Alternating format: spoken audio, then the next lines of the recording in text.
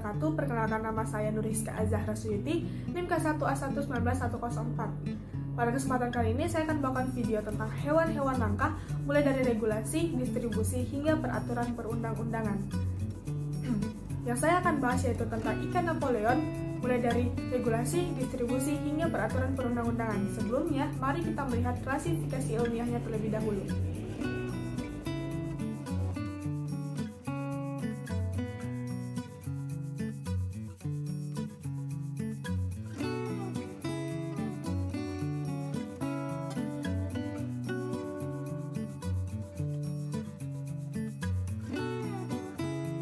Ikan Napoleon atau Chelinus undulatus merupakan ikan karang besar yang berasal dari familia Lambridae yang ukurannya bisa mencapai 1,5 sampai 3 meter dan beratnya bisa mencapai 190 kg. Ditemukan di terumbu karang Samudra Hindia dan Pasifik. Di beberapa daerah di Indonesia menyebutnya sebagai ikan langkoe, ikan maming, atau ikan somai. Ikan Napoleon hidup pada daerah tropis, subtropis maupun daerah temperat. Ikan ini hidup di daerah pesisir pantai dekat dengan terumbu karang, dan beberapa jenis lainnya hidup pada rumput laut di dasar perairan hingga mencapai kedalaman 50 meter. Menurut KKP atau Kementerian Kelautan dan Perikanan, regulasi ikan Napoleon secara nasional termasuk jenis dengan status perlindungan terbatas. Dengan status tersebut, ikan Napoleon dilarang dimanfaatkan pada ukuran 100-1000 gram dan lebih dari 3000 gram. Ikan Napoleon masuk dalam daftar CITES Appendix 2 tahun 2004. Peraturan perundang-undangan tentang status ikan Napoleon yaitu berdasarkan oleh Keputusan Menteri Kelautan dan Perikanan Republik Indonesia Nomor 37 Kepmen KP tahun 2013. Mungkin sekian yang bisa saya berikan tentang ikan Napoleon. Lebih dan kurangnya mohon dimaafkan. Wassalamualaikum warahmatullahi wabarakatuh.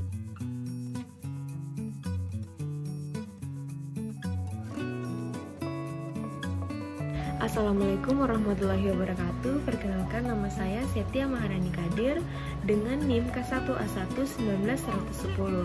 Baik, saya akan membawakan materi tentang hewan langka di perairan. Saya mengambil jenis hewan duyung atau nama lainnya adalah dugong. Nah, jadi di Provinsi Kepulauan Bangka Belitung itu sangat banyak terdapat jenis ikan yang dilindungi. Salah satunya adalah dugong atau duyung itu sendiri, di mana satwa langka itu dilindungi oleh Undang-Undang Nomor 5 Tahun 1990 tentang Konservasi Sumber Daya Hayati serta Undang-Undang Nomor 31 Tahun 2004 tentang Perikanan. Nah, sebenarnya duyung ini tuh sejak dahulu sudah sangat diincar sejak zaman Belanda, dan duyung ini tuh merupakan objek buruan yang bernilai tinggi ya. Nah, jadi mengapa sering ditemukan duyung sendiri ini tuh di Kepulauan Bangka Belitung. Nah, dugong atau duyung ini tuh habitatnya adalah di daerah padang lamun, terutama itu di daerah yang terlindungi seperti Teluk, kemudian di daerah yang perairannya tenang, bakaunya luas dan dangkal. Nah, jadi jika si dugong ini atau duyung ini itu akan pergi ke daerah dangkal atau estuari, itu berarti dia akan sedang menyelamatkan diri dari predatornya, yaitu hiu.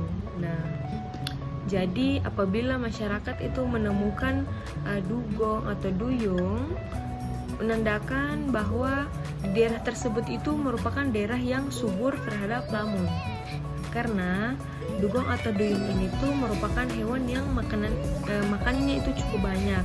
Dalam sehari dia bisa memakan 25 sampai 30 kg lamun.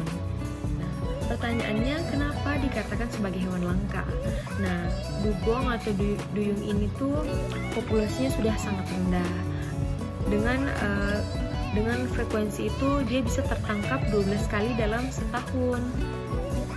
Lalu masalahnya apa? Nah, ketika tertangkap oleh nelayan itu, maka nelayan itu tidak langsung melepasnya. Tangkapannya ini berupa tangkapan side catch atau tangkapan sampingan dari tangkapan-tangkapan utama si nelayan tersebut. Namun yang sangat disayangkan adalah duyung atau dugong ini tidak akan dilepaskan karena masyarakat sekitar daerah Bangka Belitung ini tuh punya kepercayaan, kemudian punya pengetahuan tersendiri mengenai duyung atau dugong ini, tentang khasiatnya seperti apa. Oleh karena itu biasa diolah, diambil minyaknya, kemudian dimasak dagingnya, dan untuk tulangnya sendiri itu mereka punya kepercayaan apabila tulangnya ditancap di daerah perkebunan mereka, maka hewan-hewan seperti babi tidak akan merusak tanaman mereka. Jadi yang sangat disayangkan adalah mereka tidak melepas kembali dugong di habitatnya. Oleh karena itu dugong sudah mulai berkurang populasinya. Terima kasih, itu saja yang bisa saya sampaikan. Wassalamualaikum warahmatullahi wabarakatuh.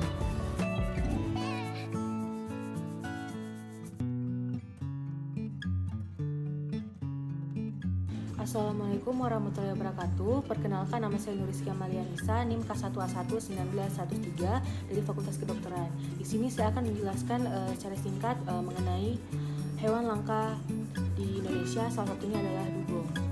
Dugong itu sendiri adalah salah satu mamalia laut yang tersebar di wilayah pesisir Indonesia. Dugong itu sendiri hanya terdapat di daerah tropis dan subtropis, terutama di perairan yang banyak ditemukan padang lamun, karena lamun merupakan makanan utama bagi dugong. Habitat dugong yang terdekat dengan pantai dan perairan dangkal merupakan daerah perairan laut yang sangat dinamis, cepat mengalami perubahan, dan mudah menerima pengaruh dari aktivitas manusia. Aktivitas tersebut itu pun juga dapat mempengaruhi kondisi dugong, baik secara langsung maupun tidak langsung.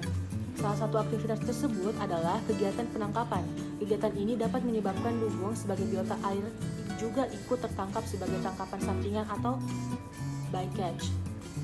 Nah, dugong bycatch adalah dugong yang tertangkap oleh alat tangkap nelayan secara tidak sengaja. Tertangkapnya dugong tersebut bisa terjadi karena dugong masuk ke dalam alat tangkap yang selanjutnya menyebabkan dugong terjebak, terhalang, atau terjerat dalam jaring. Nah, alat tangkap yang umumnya dapat menangkap dugong seperti bycatch adalah jaring insang atau gillnet, sero dan jermal, atau jaring kelong. Jaring gillnet umumnya beroperasi pada daerah padang lamun, sedangkan jaring kelong umumnya dioperasikan pada daerah yang masih terdapat arus pasang surut hingga 3-6 mil dari garis pantai. Penyebaran dugong di wilayah kerja BPSPL Padang cukup tersebar, di mana paling sering dijumpai di wilayah Kepulauan Riau karena kondisi perairan dan padang lamunnya masih cukup bagus. Dugong didaftar dalam status konservasi vulnerable atau rentan oleh IUCN Red List sejak tahun 1982 dan terdaftar dalam CITES Appendix 1 sehingga tidak boleh diperdagangkan secara bebas. Dugong atau duyung merupakan salah satu dari 35 jenis mamalia laut di perairan Indonesia yang biasa ditemui di habitat padang lamun.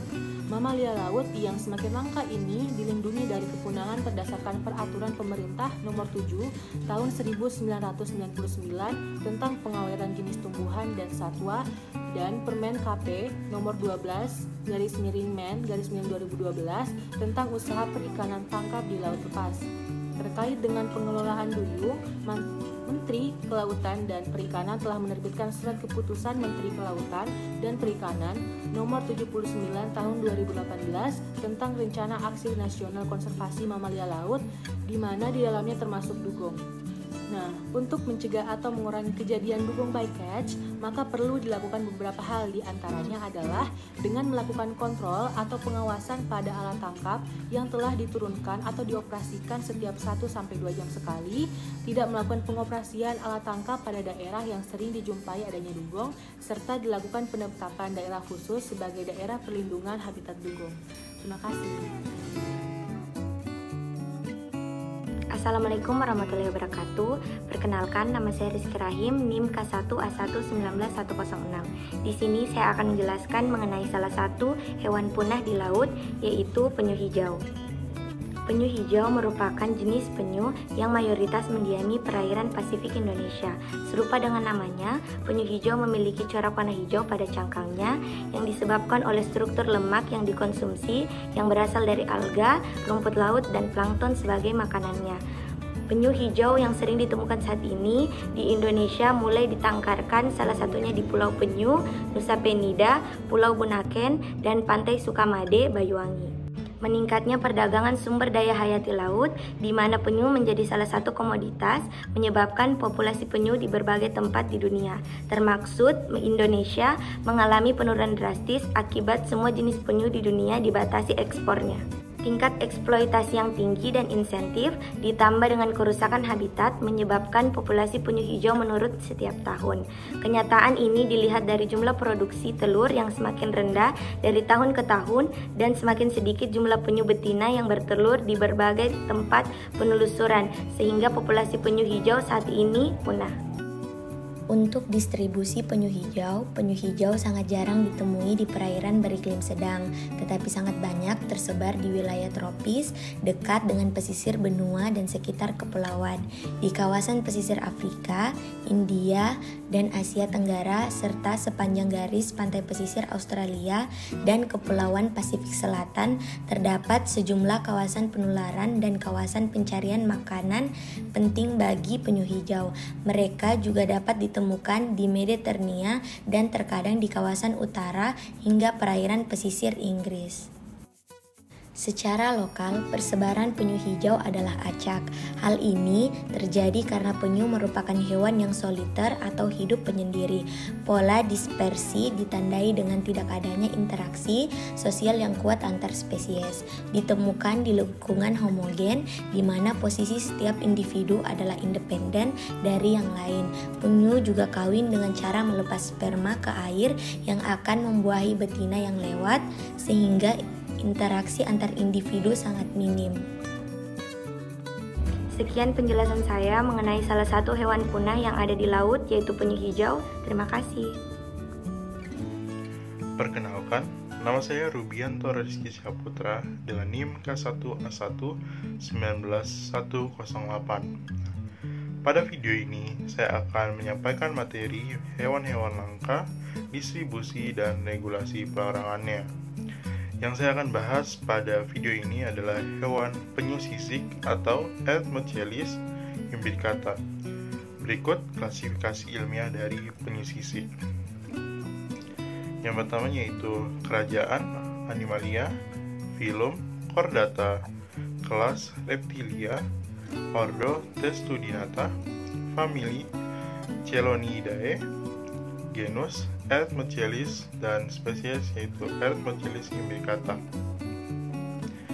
Penyu sisik merupakan salah satu dari 7 spesies penyu di seluruh dunia yang ditemukan di perairan tropis dan subtropis seperti Samudra Hindia, Pasifik, dan Atlantik. Tempat tinggal penyu sisik yaitu di sekitar terumbu karang dan berbagai habitat lainnya, termasuk daerah berbatu, laguna, muara bakau, pulau samudra, dan zona pantai dangkal. Meskipun penyu sisik tersebar luas di seluruh dunia, namun status mereka saat ini terancam punah. Ini dikarenakan oleh praktik perdagangan satwa liar. Penyu ini banyak ditangkap untuk diambil karapasnya yang berwarna indah dan sering diolah untuk perhiasan atau ornamen hiasan lainnya.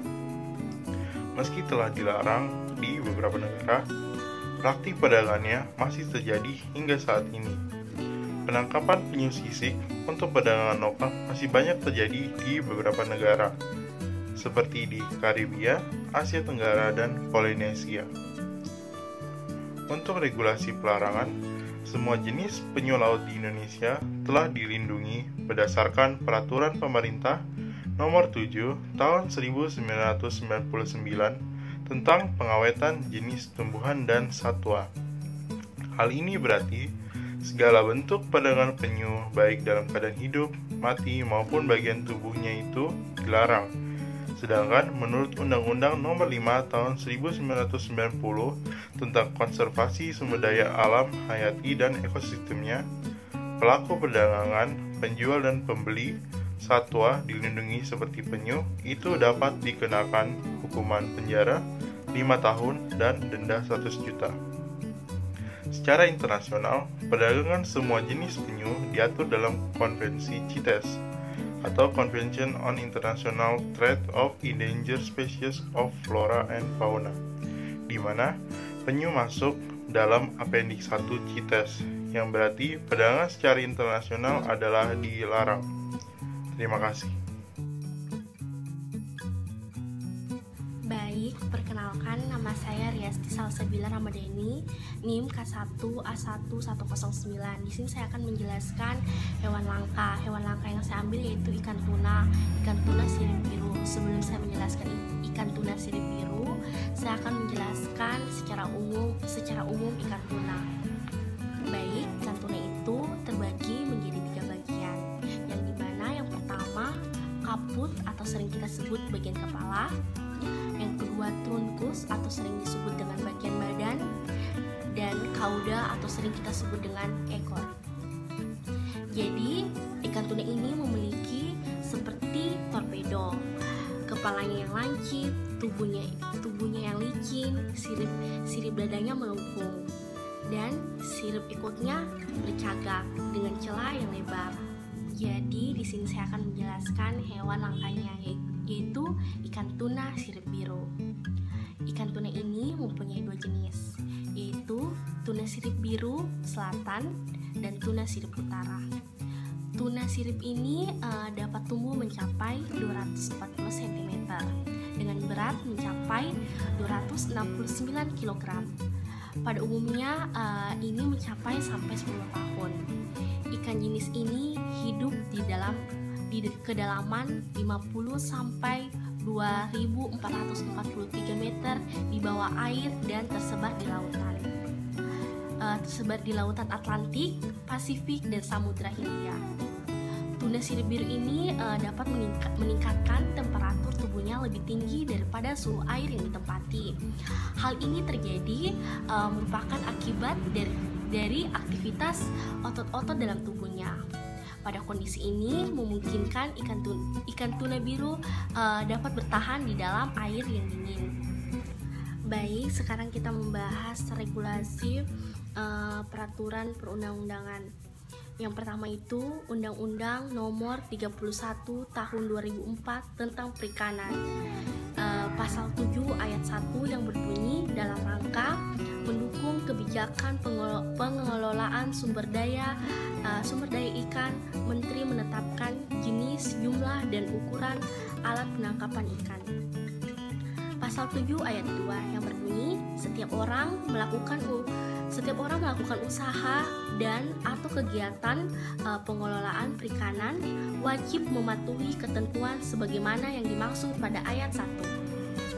Selanjutnya pasal 9 yang berbunyi setiap orang dilarang memiliki, menguasai, membawa, dan atau menggunakan di kapal penangkap ikan di wilayah pengelolaan perikanan Republik Indonesia. Alat penangkapan ikan ini atau alat bantu penangkapan ikan yang tidak sesuai dengan ukuran yang ditetapkan.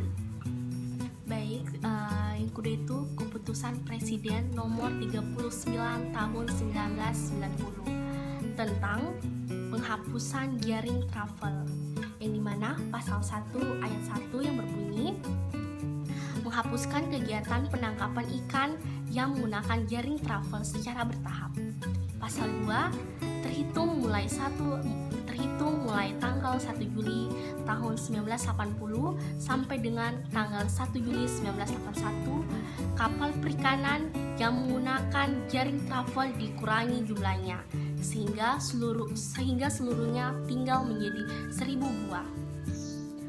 Selanjutnya yaitu penyebaran atau distribusi ikan tuna sirip biru. Ikan tuna sirip biru ini merupakan salah satu jenis ikan tuna yang berimigrasi jauh melewati batas-batas wilayah teritorial, terutama di bumi bagian selatan, juga Afrika Selatan, Argentina, Australia, Brasil. Jika ikan teritorial sebatang laut, yaitu Prancis, Indonesia, Madagaskar, dan Selandia Baru. Nah, selanjutnya itu ikan tuna ini juga berada di wilayah perairan Indonesia, tepatnya di Laut Jawa hingga Laut Nusa Tenggara Barat. Assalamualaikum warahmatullahi wabarakatuh. Perkenalkan, nama saya Sebi Julfana, NIM K1A1-19111. Jadi di sini saya akan memaparkan sedikit mengenai hewan-hewan langka yang ada di laut. Jadi hewan-hewan langka yang hampir punah sehingga keberadaannya dilindungi oleh pemerintah itu terdiri dari, yang pertama untuk jenis mamalia, terdiri dari ikan duyung yang memiliki nama latin dugong dugon. Kemudian semua jenis lumba-lumba yang termasuk dalam ordo Cetacea ada 13 spesies. Kemudian ada semua jenis paus yang termasuk juga dalam ordo Cetacea, ada terdiri dari 20 spesies. Kemudian lumba-lumba air tawar atau pesut yang memiliki nama latin Orsaela brevirostris. Kemudian ada jenis reptilia. Untuk reptilia ini terdiri dari semua jenis penyu laut, yaitu terdiri dari 6 jenis. Yang pertama penyu tempayan, kemudian penyu hijau, kemudian penyu belimbing, kemudian ada penyu sisik, kemudian ada penyu riddle, dan penyu pipih. Kemudian untuk labi-labi, dia terdiri dari 2 jenis, yaitu labi-labi binatang dan kura-kura irian atau kura-kura moncong babi. Kemudian untuk kura-kura terdiri dari 5 jenis. Yang pertama kura-kura irian leher panjang, kemudian kura-kura irian leher perot, kemudian kura-kura gading dan baning coklat. Kemudian untuk jenis Pisces atau ikan, dia terdiri dari selusur maninjau yang memiliki nama latin Haemaloptera gymnogaster. Kemudian ada ikan raja laut atau Latimeria talumnae. Kemudian ikan belida yang terdiri dari 4 spesies, yaitu belida Jawa, belida Sumatera, belida Borneo, belida dan belida lopis. Kemudian untuk ikan pari atau ikan pari gergaji, dia terdiri dari ikan pari gergaji gigi besar dan ikan pari gergaji lancip. Kemudian ada wader goa atau Barbodes microbes. Kemudian ada ikan arwana terdiri dari 2 spesies, yaitu peyang malaya dan arwana irian. Kemudian ada ikan batak. Kemudian ada pari sungai, yaitu pari sungai tutul, pari sungai raksasa. Untuk krustasea, dia terdiri dari ketam kelapa atau Virgus latro. Untuk hewan-hewan tadi, status perlindungannya itu perlindungan penuh oleh Permen LHK 20/2018, Jo Permen LHK 92/2018. Kemudian untuk jenis bivalvia yang terdiri dari katam tapak kuda, itu terdiri dari 3 spesies, yaitu belangkas besar, kemudian belangkas 3 duri, kemudian belangkas padi. Kemudian ada triton trompet atau Caronia tritonis. Kemudian ada kima ini terdiri dari 2 jenis, yaitu kima tapak kuda dan kima Cina. Kemudian ada Nautilus beronga atau nama latinnya Nautilus pompilius. Kemudian ada Troca susur bundar atau lola yang memiliki nama latin Trocus niloticus. Kemudian ada kepala kambing atau Chassis cornuta. Kemudian ada batu laga atau siput hijau yang memiliki nama latin Turbo marmoratus. Untuk jenis bivalvia tadi, dia mendapat perlindungan penuh oleh Peraturan Pemerintah Nomor 7/1999.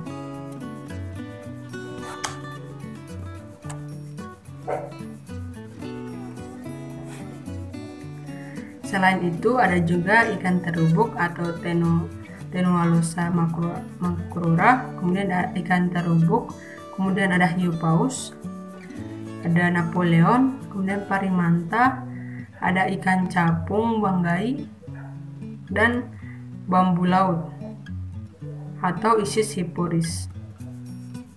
Jadi untuk regulasi peraturan perundang-undangannya itu sudah diatur dalam Undang-Undang Republik Indonesia Nomor 5 Tahun 1990 tentang konservasi sumber daya alam hayati dan ekosistemnya pada pasal 21 ayat 2 yang berbunyi, setiap orang dilarang untuk a.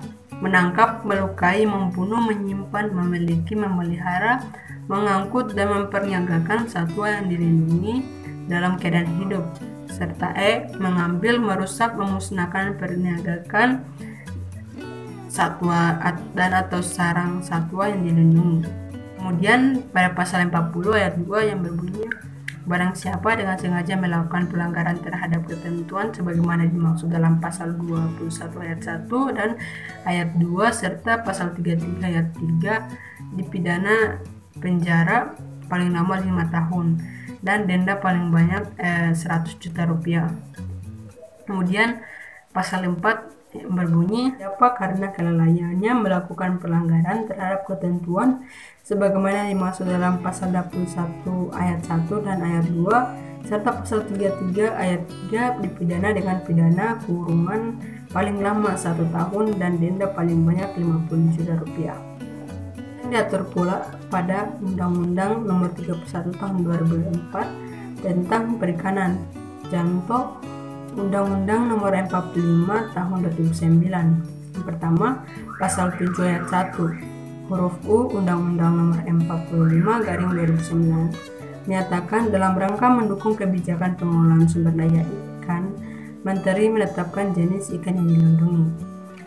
Pasal 7 ayat 2 huruf N Undang-Undang Nomor 45/2009 menyatakan setiap orang yang melakukan usaha dan atau kegiatan pengelolaan perikanan wajib mematuhi ketentuan sebagaimana dimaksud pada ayat 1 mengenai jenis ikan yang dilindungi. Kemudian pasal 16 ayat 1 Undang-Undang Nomor 31 Tahun 2004 tentang perikanan menyatakan bahwa setiap orang dilarang memasukkan, mengeluarkan, mengadakan, mengedarkan, dan atau memelihara ikan yang merugikan masyarakat, pembudidayaan ikan, sumber daya ikan, dan atau lingkungan sumber daya ikan ke dalam dan atau keluar wilayah pengolahan perikanan RI. Untuk sanksinya itu terdapat pada pasal 88 Undang-Undang Nomor 31/2014 pidana penjara paling lama 6 tahun dan denda paling banyak 1,5 miliar. Kemudian pasal 100 Undang-Undang Nomor 31 Tahun 2004 pidana denda maksimal 250 juta. Baik, sekian pemaparan materi dari saya mengenai hewan-hewan langka yang ada di laut. Mohon maaf jika terdapat banyak kekurangan dalam video kali ini. Terima kasih.